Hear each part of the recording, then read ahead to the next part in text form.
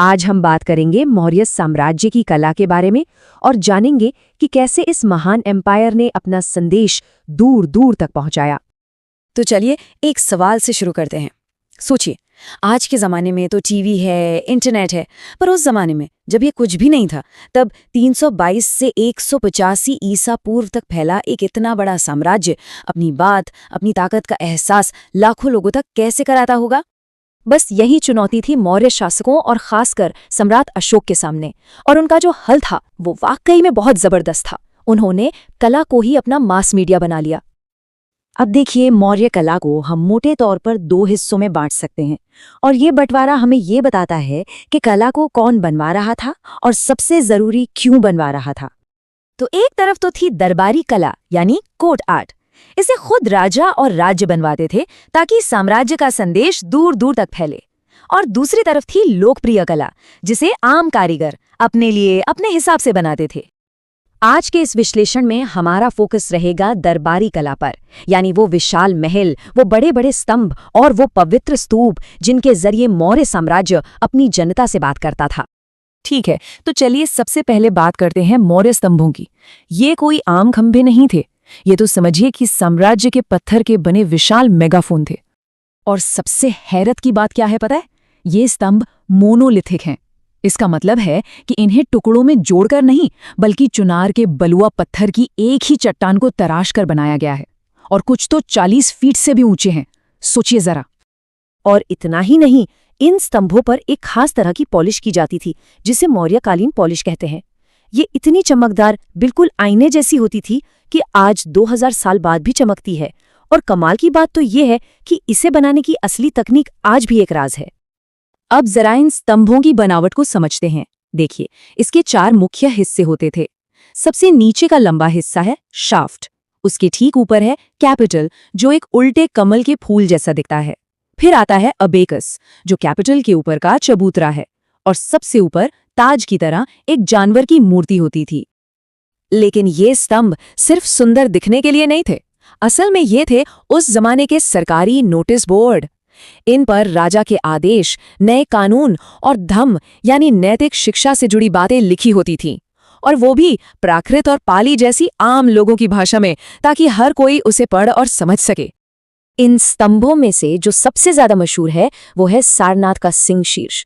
इसे सम्राट अशोक ने उस खास जगह पर बनवाया था जहां महात्मा बुद्ध ने ज्ञान प्राप्ति के बाद अपना पहला उपदेश दिया था। अगर इसके अबैकस यानी उस चबूतरे वाले हिस्से को ध्यान से देखें तो उस पर 4 अलग अलग जानवर बने हुए दिखेंगे, और हर जानवर ताकत और शाही शान का प्रतीक है। कौन कौन से हैं ये 4 जानवर? एक सर पर दौड़ता हुआ घोड़ा, एक बैल, एक हाथी और एक शेर। और इन जानवरों के बीच में बने हैं धर्म चक्र, जो इस बात का प्रतीक है कि धम्म का संदेश हर दिशा में फैल रहा है। और एक बहुत ही महत्वपूर्ण बात, जब इस सिंह शीर्ष को आजाद भारत ने अपने राष्ट्रीय प्रतीक के रूप में अपनाया तो इसके नीचे सत्यमेव जयते लिखा गया। इसका मतलब है सत्य की ही हमेशा जीत होती है। ये एक मजबूत नैतिक संदेश देता है। और ये जो वाक्य है सत्यमेव जयते, ये हमारे प्राचीन ग्रंथ मुंडक उपनिषद से लिया गया है। ये दिखाता है कि कैसे मौर्य साम्राज्य के उसूल और आधुनिक भारत के आदर्श दोनों की जड़ें कितनी गहरी हैं। तो सोचिए, लगभग 2500 साल पुरानी कलाकृति को 26 जनवरी 1950 को हमारे गणतंत्र दिवस पर आधुनिक भारत का राष्ट्रीय प्रतीक बनाया गया। ये कितनी बड़ी बात है। चलिए, स्तंभों के बाद अब बात करते हैं दरबारी कला के दूसरे बड़े रूप की, यानी स्तूप की। देखते हैं कि स्तूप के जरिए साम्राज्य का संदेश कैसे फैलाया गया।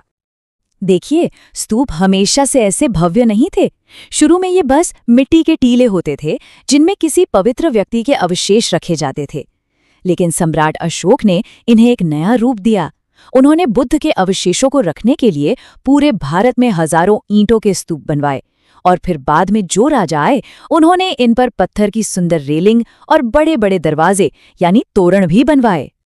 ये जो रेलिंग और प्रवेश द्वार थे, ये महज सजावट नहीं थे, ये तो पत्थर पर लिखी कहानियों की किताब थे। इन पर बुद्ध के पिछले जन्मों की कहानियां यानी जातक कथाएं और उनके जीवन की खास घटनाओं को उकेरा गया था।